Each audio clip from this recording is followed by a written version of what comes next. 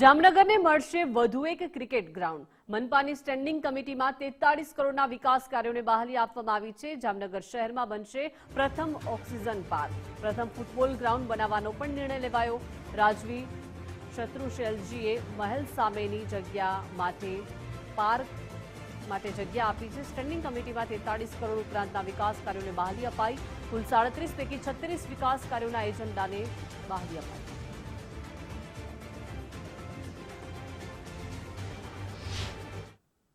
આજરોજ મળેલ જામનગર મહાનગરપાલિકાની સ્ટેન્ડિંગ કમિટીમાં માનનીય કમિશનર શ્રી દ્વારા કુલ 37 વિકાસ કાર્યોના એજન્ડા પ્રસ્તુત કરવામાં આવેલ હતા, જેમાંથી એક એજન્ડાને પેન્ડિંગ રાખી બાકીના એજન્ડાને બહાલી આપવામાં આવેલ છે, જેની કિંમત 43 કરોડ 4 લાખ જેવી થાય છે.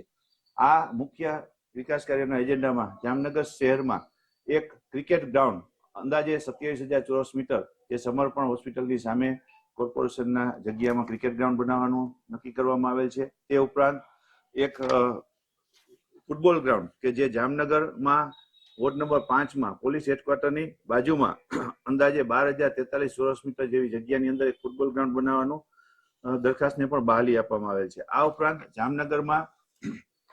જામનગરના નેક નામદાર જામ સત્તાજી શ્રી જામસાહેબ શત્રુશલ્યસિંહજીનો ખાસ આભાર માની છે કે તેને અમને એક વીમાર્ટની બાજુમાં જે જગ્યા આવેલ છે, અંદાજે 16,066 ચોરસ મીટર જગ્યા આવેલ છે, તેની અંદર એક ઓક્સિજન પાર્ક ડેવલપ કરવાનું દરખાસ્તને પણ બહાલી આપવામાં આવેલ છે.